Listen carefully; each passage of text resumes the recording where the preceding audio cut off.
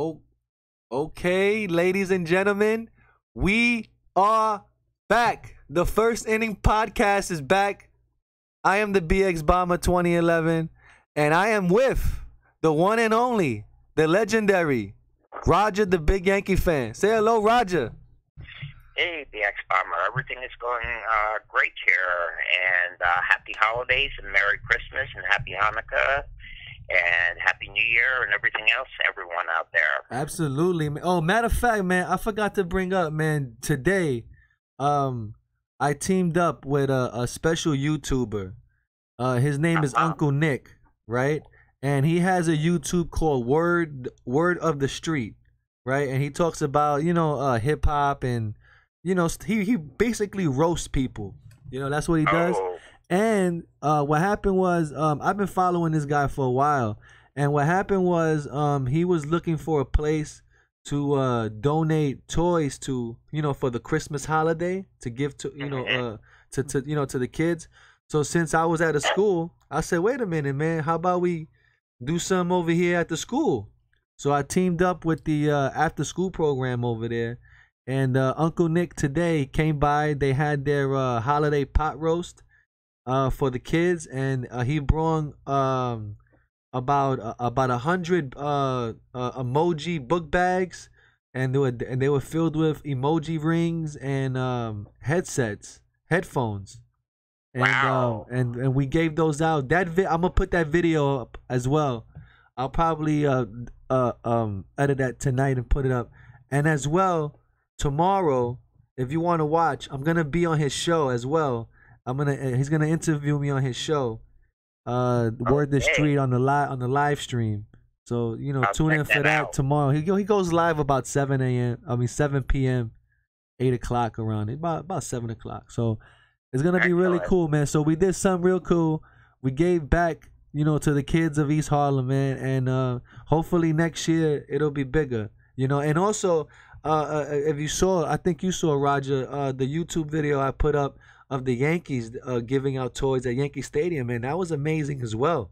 yes, I put that up. I put that up on the Facebook sites of Yankees Fans First and Yankees Worldwide, where I go in and check on comments. Man, the amount of toys that they had there was unbelievable. I don't know how long they were giving out toys for, man. I think they were giving out toys for like 5 hours or something like that. Yes, that day. Well, that was a very wonderful Yankees Christmas gathering, as I said on the comment to you, and that was very nice to see. And that is very wonderful that they did that for the people and the children. That was a very absolutely. Nice thing. And then just the other day, Wednesday, now we get into Yankee news, right? Wednesday, the Yankees had the food drive, right? At the same time, they had Manny Machado show up about 12 o'clock in the afternoon. Exactly. For the interview.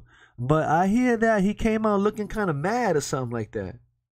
Well, what I heard, there's a couple of other guys that are pretty cool that I like to follow that are Yankee bloggers and podcasters. Right. What's the scoop? What's the scoop on that? Well, what happened was there didn't seem to be anything of it, and that Manny Machado met with the Yankees from 12:30 in the afternoon until 2 in the afternoon, and then he went out to dinner later on that night with Yankee brass, and they had their meeting. And there's a lot of betting people that believe that Manny Machado will sign with the Yankees. And I have a little bit of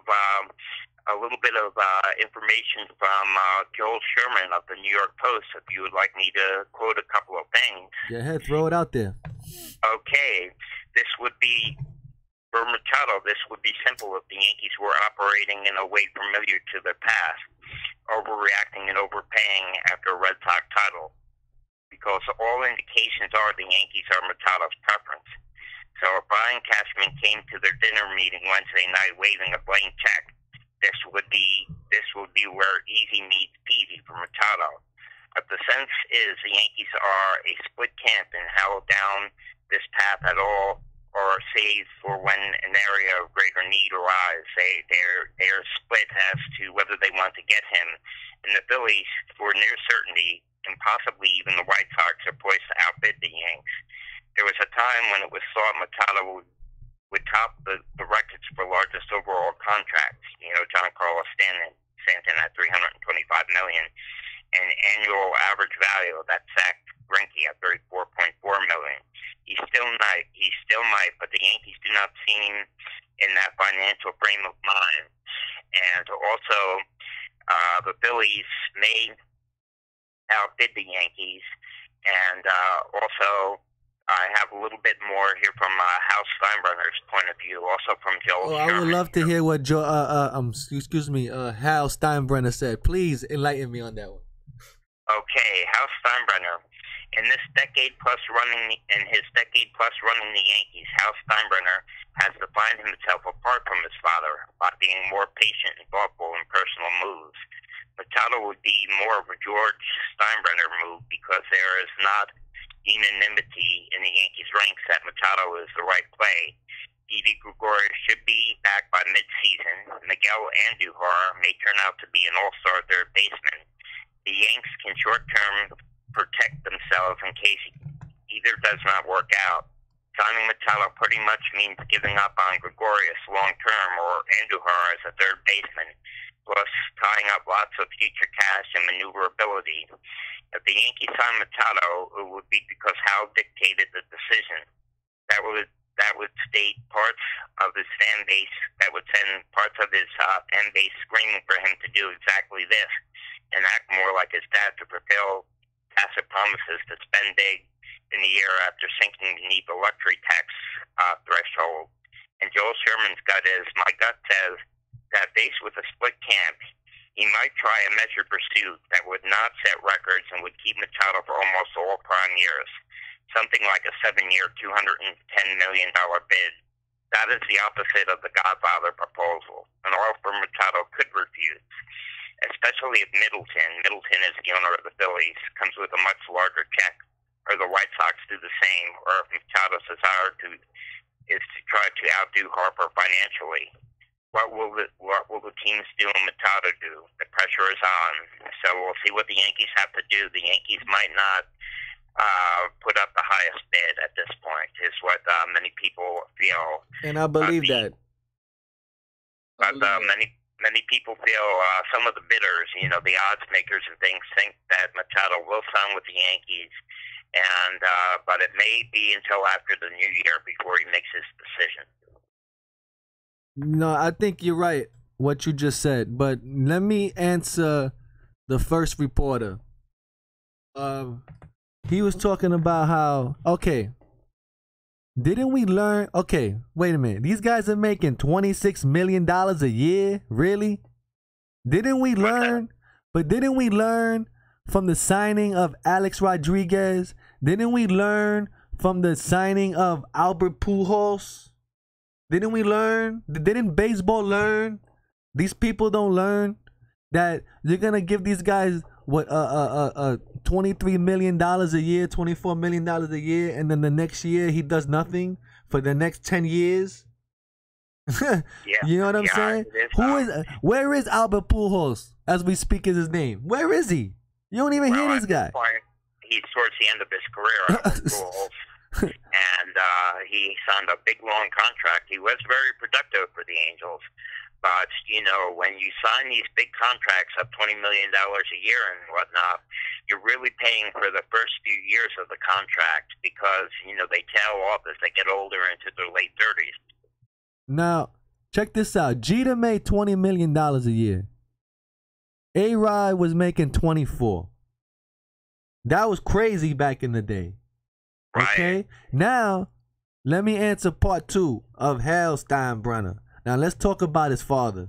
Because yesterday, I was looking at a great documentary about George Steinbrenner. And I read the book from front to back.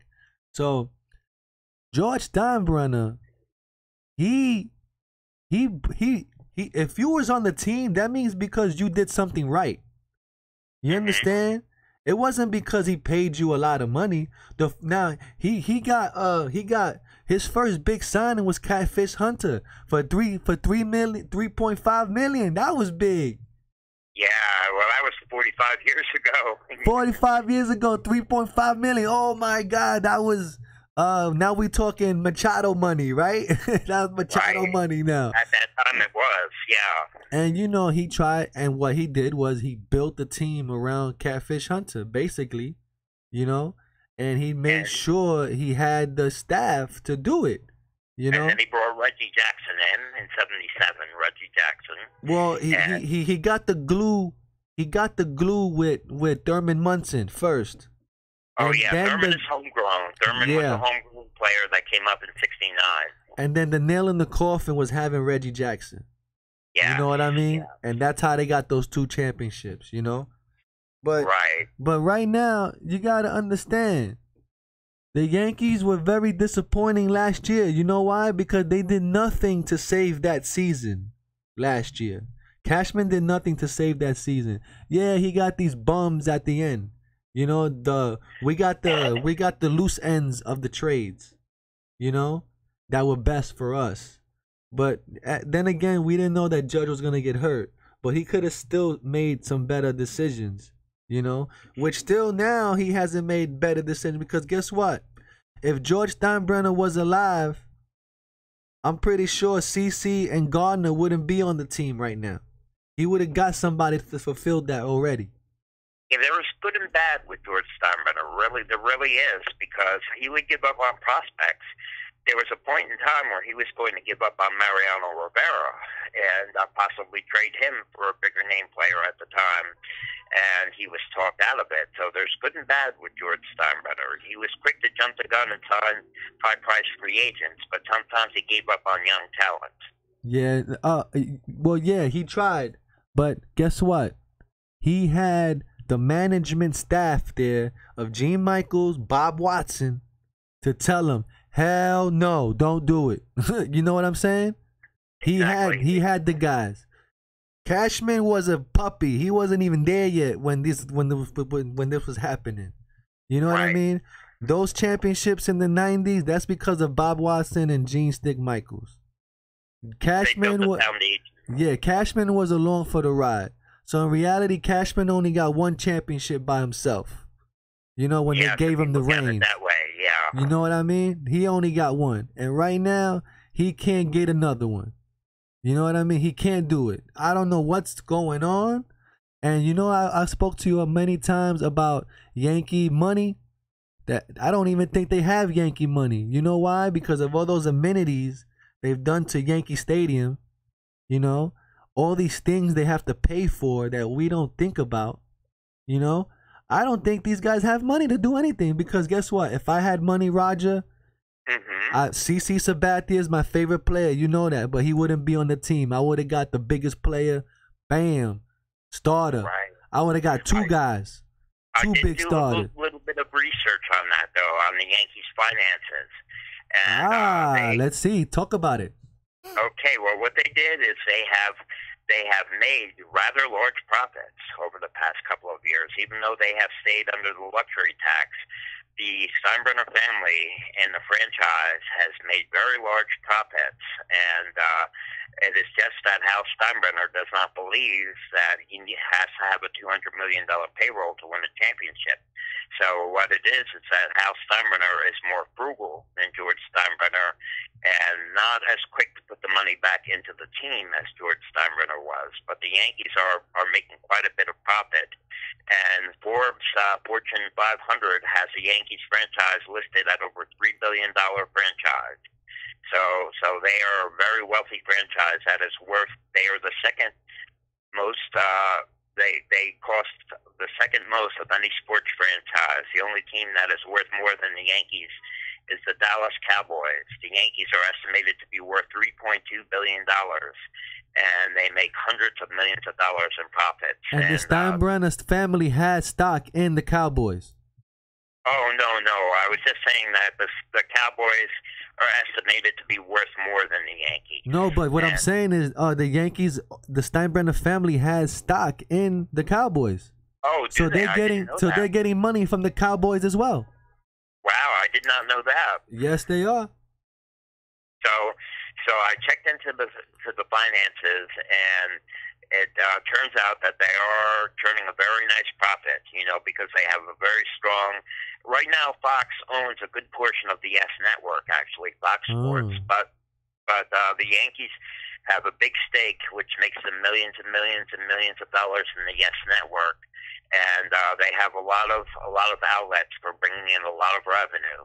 So they're doing quite well. It's just that Hal Steinbrenner is not as spontaneous as George Steinbrenner as far as paying for big free agents. Yeah, but that's the thing, though. You gotta understand too. Everybody want to be like the Yankees. Everybody, every man, every owner of every team in baseball want to do it like George Steinbrenner. Right. That's the playbook. You know what I mean? So, and you can see it too. Look at St. Louis. They trying. The Dodgers. The Dodgers. You look at the Astros. There's a lot of teams that are pushing. Minnesota. They pushing. Look at Boston. They trying everybody trying to be like the Yankees. You know what I'm saying? And so with that meaning is you have to change the game again. You know what I mean? Right. We got to go a different route. So if you like I was just telling you, I was watching the replay of the 2009 season, right? Yeah. And then you see these interviews of Mariano and Jeter, of guys already on the team. And they're talking about Teixeira, that they just signed him, and CC, they just signed him. And they're like, wow, man, we got these big name players. I can't wait for spring training because we're going to blow it up this year. You know what I mean? They get this big name to hype the New York City up. You know what I mean? They sure did. And they used to do that all the time. Like with Godzilla. When Godzilla came here, forget about it. That was crazy. I remember he hit the Grand Slam home run on the very cold opening day at Yankee Stadium in 2003. It was 2003, and he had just come to the Yankees, Matsui, and he hit the Grand Slam home run, Hideki Matsui, and of course he was the World Series MVP in the 2009 World Series. Right. And and then along the way, they used to add another big name player that would get you hyped, you know what I mean, for the next season. And it would actually kind of work, and the Yankees would make it to the playoffs, and we always lose it for some reason, and that's how it's been every year, kind of, Yes. Well, you think about it, it is so much harder to win a World Series now. I mean, when you think about the majority of the Yankee World Series in pennants, it was at a time where there was no postseason playoff baseball. The best team had the best record in each league, and automatically they were declared the pennant winner after having the number one record in the league and went directly into the World Series. So there was not all these rounds of playoffs that they had to go through to get to the World Series. So it is much harder to actually even get to the World Series now because you have to go through 2 rounds of playoffs even to get there. Yeah, you're right, man. And as I was looking at the film of the replay of 2009 season, these guys, they were looking like real men. You know what I mean? Yeah. Ready to battle. Like, we're ready to go. Like, these guys today don't look like that to me. They look like guys in a uniform. You know what I mean? Like, man, showing up to the game is half the battle. You know what I mean? Then the other half is playing it. You know what I mean? So, well, I have to say that the way it ended with the loss to the Red Sox in the playoffs was disappointing. But they did have a strong season. There was ups and downs in the season. So they had a period of time where they weren't playing well, and another period of time where they were playing lights out of this world. And they finished with 100 wins, very good.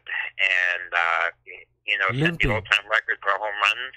But the way the Red Sox just had a amazing season. Yeah, I saw it. I saw it, man. I told you too. I told you, Roger, in the season. I said if the Red Sox keep playing like this all the way, they're gonna win the World Series. Yes, you did. Yes, you did. You called it. Yeah, man, because they wasn't letting up, man. I thought that they was eventually break down. They never did break down. No, So And we would have took the division if they would have broke down because we got the 100 wins. 100 wins usually does it, you know. 100 wins usually does it. But also, the other big news, or decent news, about the Yankees is the Yankees re-signed Jay Happ. And they re-signed him to a $34.1 million contract for 2 years with a vesting option for a third year. And Jay Happ is back in the mix. Jay Happ did a very commendable, very good job, solid job for the Yankees last year.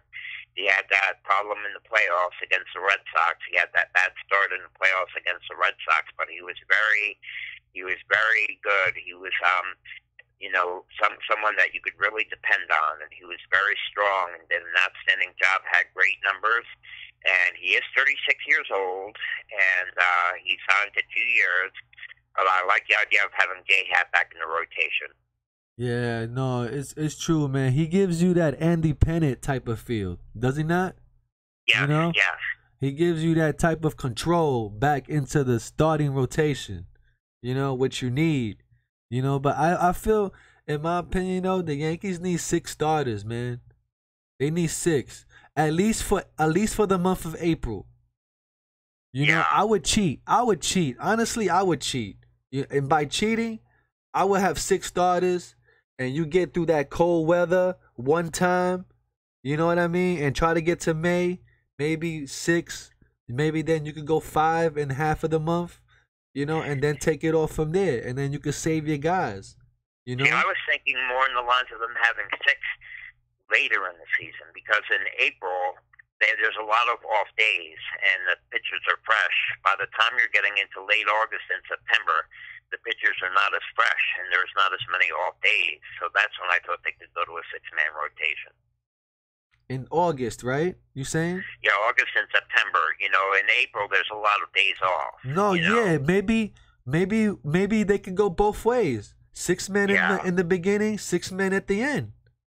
That's perfect. Because, Roger, you know that it's cold in Yankee Stadium, man. You know it's cold.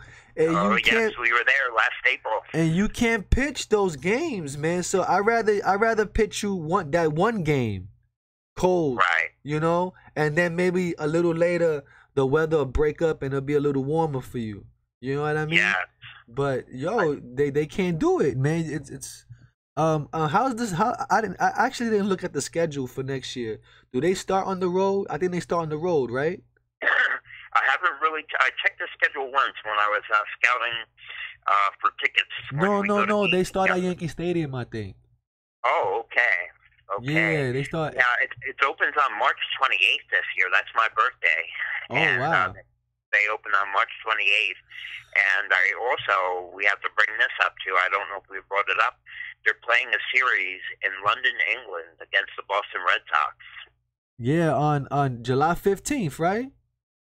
I don't know the dates. I don't have the schedule open in front of me. Yeah, I think it's July. I think it's that last weekend in July before the All-Star break. Wow. That'll be interesting to see. I think that might be like 13, 14, or 12, 13 to 14, something like that. Something just before, something right around the All-Star break then. Yeah, it's something like that, yeah. I guess so they can spend the vacation or whatever. I don't know how. Yeah, it's a long. I wonder how the players feel about that, having to travel all the way across the Atlantic Ocean and everything to play that series. It's got to be wear and tear on the travel, and then to play the baseball game. Yeah, on YouTube, right? There's this guy. He was a Major League Baseball player. He played for, I think, Tampa Bay.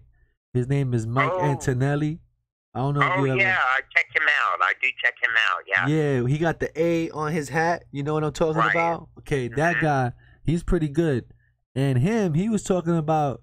He had a video talking about traveling, and he was talking about how in the minor leagues it's like a blur for you because you don't have a day off and you got to go to all these different places every day, and you got to go to the ballpark early, like 1 o'clock in the afternoon, and you wake up like 1 o'clock in the afternoon. That's crazy, man. And you just baseball all day. It's like a blur to you. and you Oh gotta. yeah, the miners are rough. A lot of bus trips, heavy duty. You know, and they talk about how they feed them.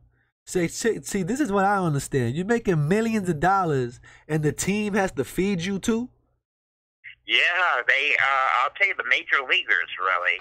I don't feel they make the millions of dollars. I don't feel too badly for them for the traveling because they are really catered to. You know, all they have to do is show up for the bus and they get onto the private jet, the private airplane. They have catered food. They have a road crew that travels with them that takes care of their uniforms and their equipment. They stay in great hotels. They take buses back and forth to the ballparks. They have catered food, so I really don't, all they have to do is just show up, and they're pretty much catered to. And the road crew handles all of their equipment and all of their uniforms and everything. So, I mean, it's time-consuming, but they have a lot of help that helps them travel. That's a great life, man. I would love, let me tell you, man, if I could wake up and play baseball every day, man, I don't know, I would do that forever. But you can't. Oh yes, only a certain amount of only the best players make it. That's how it is. But anyway, with the J Happ situation, I think that's good. And J Happ was interviewed, and he really likes the James Paxton signing as well. Paxton has the second highest fastball velocity rate among starting pitchers, just behind Severino. Paxton throws at 97, 98 miles per hour and often hits 100 miles per hour himself and has a strong breaking pitch. And even as we talked about Paxton in the past. But if we can get 25 to 30 good starts out of him, that would be pretty good. And we'll see if he can improve on his workload. But J-Hap really likes the Paxton signing. Man, yo, I wish we could have got Thor, man. Imagine if we would have got Syndergaard. Yes, that turned out to be, as I said, I'm really high on Miguel Andujar, and I don't like losing Miguel Andujar. I mean, look at what he did at the age of 23 years old with 27 homers and 92 runs batted in, batting close to 300. And I really, even with possibly getting Machado, I don't want to see them giving up on Miguel Andujar. No, well, I don't think they're gonna give up Miguel Andujar for Machado. I think they should take Machado, but they're not gonna give up Andujar though.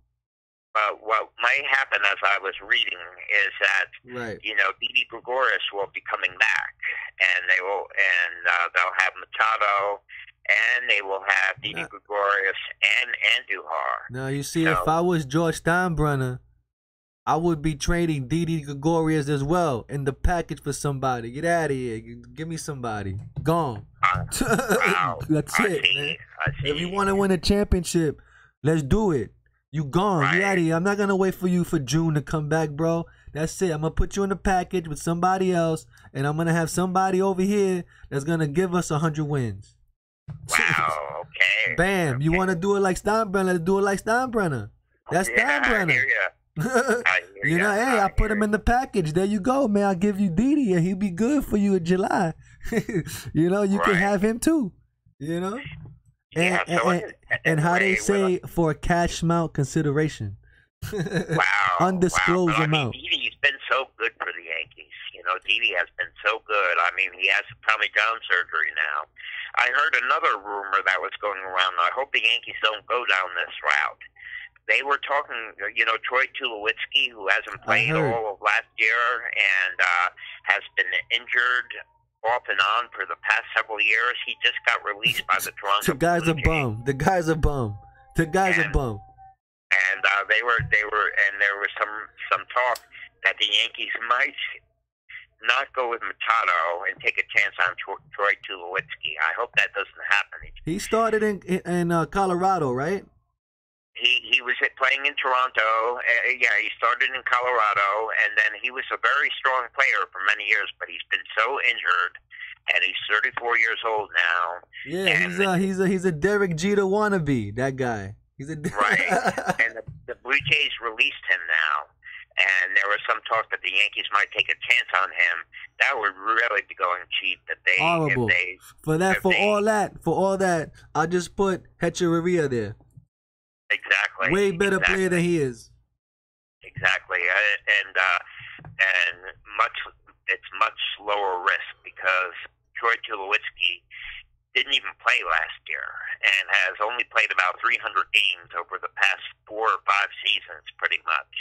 So he's just been constantly injured. So I don't like that idea at all. And if the Yankees had money too, man, they should have got Bryce Harper too. Yeah, we'll have to take it by there. And you know what George Steinbrenner would have did? He would have gave Brett Gardner a minor league contract. There you go. Come up, stay there, and then we'll bring you up later on. You know how the game is. Right. Well, they gave Brett Gardner a nice contract, a nice $7 million 1-year contract. So he'll be there. He deserves that. He deserves that. He's a great Yankee. He deserves a final season. We thought we were going to win the World Series last year. That's why we ain't talk retirement or nothing like that. So now, this year, it gives them the chance to retire, win or lose. That's it.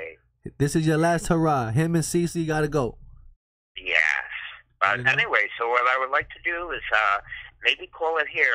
I want to take care of a few things before my family member comes home.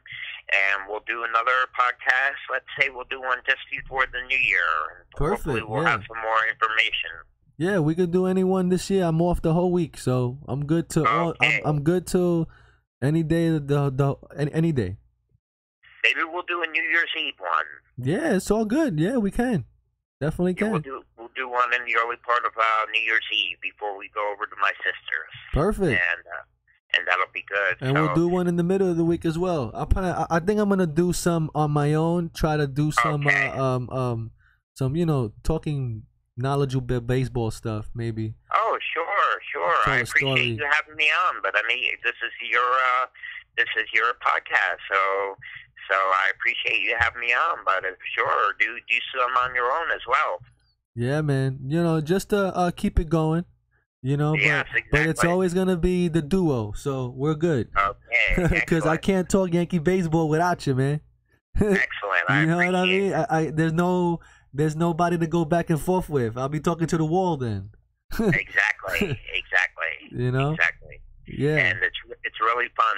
It's really fun coming on and doing the podcast with you. Oh, absolutely, man. It's always good to talk baseball. That people who know baseball, you know what I mean, and understand scenarios, and it could happen that way, but it really can't. Stuff like that. And, right. But people, like a lot of people, can't talk baseball that way. It's only this way, it's that way, it's only this way. It's like, no, it could be any way. That's baseball, man. But we're mega fans. Mega fans. It's only giving an opinion, and anything could happen in baseball. We don't know. Hopefully, Brian Cashman proved us wrong, man, and he does the right thing. That's all. And before we go, I just want to give a mention to 2 other podcasters and bloggers that do Yankees baseball that I enjoy and like to listen to and watch. One is called NYY News with Felix, and the other one is called the Simonetti Report. And those guys do a lot of Yankees things themselves, and you can check them out on YouTube as well. The Simonetti Report and NYY News, and they're pretty cool guys that do a lot of Yankee things as well. Wow, man. So yeah, I'm definitely gonna see that. Check that out, man. But Simonetti, and NYY News. But it's simple. If you're a baseball fan, you just look at what's going on, and you can see what's going on, and you can say it for yourself, right? It's right. I mean, right. I was telling the kids today, a 5th grader, I believe, can be a general manager of a baseball team. You know why? Wow, possibly. You know why? Because all you need to do is know who you're trying to buy, how much money you have, and how good are they. And if you can justify all those things, you can get that player. You know what I mean? Exactly. It's just knowing what you have in your pocket. You know what I mean? Exactly. Yeah, anybody could do it. It's just that we're not there. You know? Right. But all right, so we'll do the next one on New Year's Eve then. yeah, we could do one there. Absolutely. Okay. So this will be the ending. And it was a great podcast, man. You want to say anything before you go? Oh, yes. Well, happy holidays and Merry Christmas and whatever anyone is celebrating at this point in time. Have a very good season, and we'll talk on New Year's Eve. Yeah, man. Have a damn Merry Christmas, everybody. And see you soon, folks. And remember, always pick up a bat, hit the like button, and keep the ball rolling. And we'll see you on the next one. How about that? See ya. Take care.